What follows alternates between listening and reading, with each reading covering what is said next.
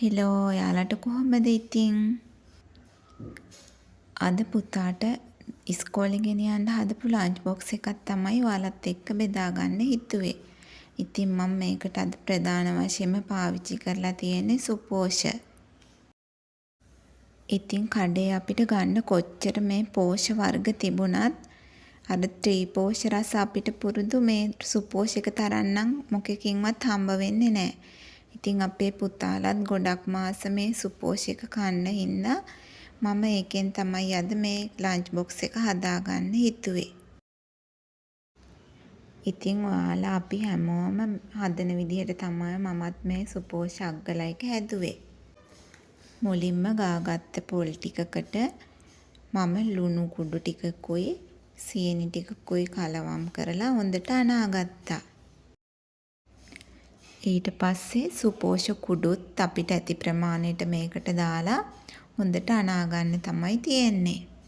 ඒ වගේම මේ සුපෝෂ වලට අපි ගන්න පොල් එකේ තෙතමනය තියෙන ප්‍රමාණය අනුව අපිට අමතරව වතුර එකතු කරන්න ඕන වෙන වෙලාවලුත් තියෙනවා. ඕන වෙන්නේ නැති වෙලාවලුත් තියෙනවා. අපි ගත්ත පොල් ගෙඩිය ටිකක් අමු ගතිය තියෙන එකක් නම් අපිට සමහර වෙලාවට වතුර එකතු කරන්න ඕන වෙන්නේ නැහැ. ඒකේ හොඳට කිරි ගතිය තියෙන නිසා. ඉතින් මම නම් අද ගත්ත පොල් එකේ එච්චරම කිරි ගතියක් තිබුණේ නැහැ. ටිකක් වේලුණු පොල් ගෙඩියක් නිසා. ඉතින් මට සුපෝෂ කුඩු ටික එකතු කරුවාට පස්සේ ඒකේ තෙත ගතිය අඩුයි වගේ කියලා හිතුන නිසා මම මද රස්නේ වතුර ටිකකුත් එකතු කරලා තමයි මේ සුපෝෂ අග්ගල එක හදාගත්තේ. අපි මේ හදාගත්ත මිශ්‍රණයේ තෙත ගතියත් හොඳට තිබුණොත් තමයි අපිට ලස්සන හැඩයකට මේ අග්ගල එක හදාගන්න පුළුවන් වෙන්නේ. ඉතින් අපි පොඩ්ඩෙකුට කෑම පෙට්ටියක් හදලා දෙද්දී ඒකේ රසය, ගුණය වගේම ලස්සන ගැනත් ගොඩක් සැලකිලිමත් වෙන්න ඕනනේ. ඉතින් අපි කොච්චර රස කෑම එකක් තිබුණත් අපි ඒක දිහා ඉස්සරලාම දකින විදිහෙන් තමයි අපිට ඒක කන්න ආස හිතෙනවද නැද්ද කියලා තීරණය වෙන්නේ.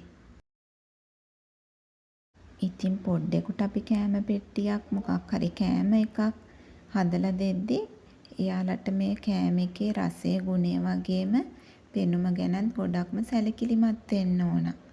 ඉතින් පොඩ්ඩෝ විතරක් නෙමෙයි අපි උනත් ආසයිනේ ලස්සනට පිළිවෙලට තියෙන කෑම එකක් රස විඳින්න. මේ විදිහට මම සුපෝෂ අග්ගල ටික ලස්සනට රවුමට හදාගත්තා.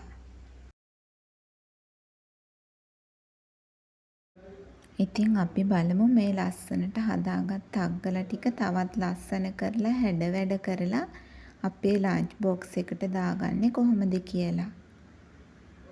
මම මේ සුපෝෂ අග්ගල වලින් ලස්සනට මූණු ටිකක් තමයි හදන්න හිතාගෙන ඉන්නේ. මූණු වල ඇස් වෙනුවට මම මේ ගම්මිරිස් ඇට තමයි පාවිච්චි කරන්නේ. ඉතින් අපිට ගම්මිරිස් ඇට වෙනුවට කරාබු නැටිත් ගන්න පුළුවන්. ඒ වුණාට ඒවා ඉතින් එකපාරටම හැප්පුණොත් බබාට ගොඩක් කට දැවිල්ලයි අප්පිරියාවක් වගේ හිතේ දන්නේ නැහැ. ඒකින්ද මේ ගම්මිරිස් ඇට පාවිච්චි කරන එක කෝකටත් හොඳයි.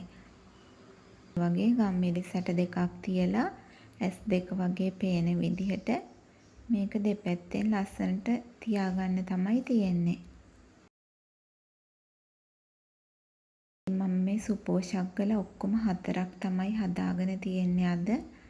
ඉතින් මම මේ 4ටම මේ විදිහට S තියාගත්තා.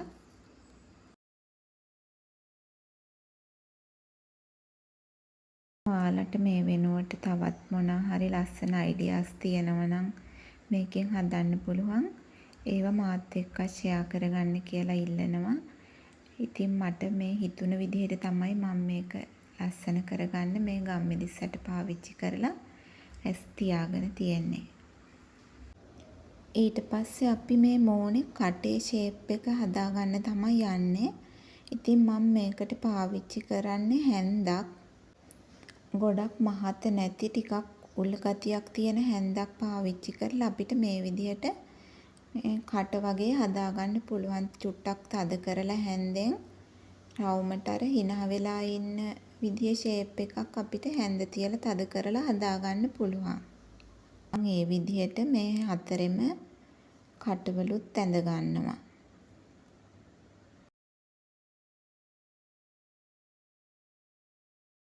විදිහට මූණේ ෂේප් එක ඇස් කට ඒව හදාගත්තට පස්සේ අපිට මේක ලන්ච් බොක්ස් එකේ ලස්සනට තියාගන්න පුළුවන්.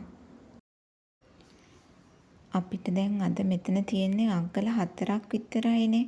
ඉතින් අපි ගොඩක් ලොකු කෑම පෙට්ටියක් ගත්තොත් මේක එහෙ මෙහෙ වෙලා ඉස්කෝලේට ගිහින් එයාලා ඇරලා බලන වෙලාවට මේවා ටික හැඩය වෙනස් වෙලා එහෙ මෙහෙ වෙලා තියෙන්න පුළුවන්.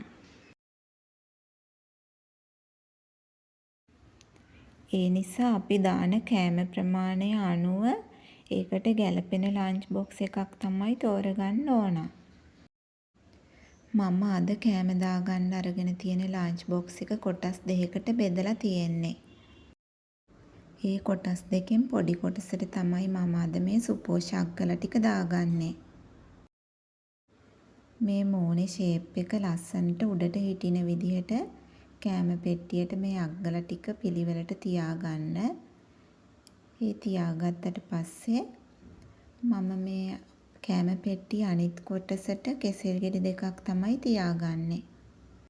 මේ වගේ බබාලාගේ ලන්ච් බොක්ස් හදන වීඩියෝ බලන්න ඔයාලා කැමති නම් කමෙන්ට් එකක් දාන්න. මම එතකොට තව මේ වගේ වීඩියෝ අරගෙන එන්නම්. ගොඩක් ස්තුතියි ඔයාලට මේ වීඩියෝ එක බැලුවට.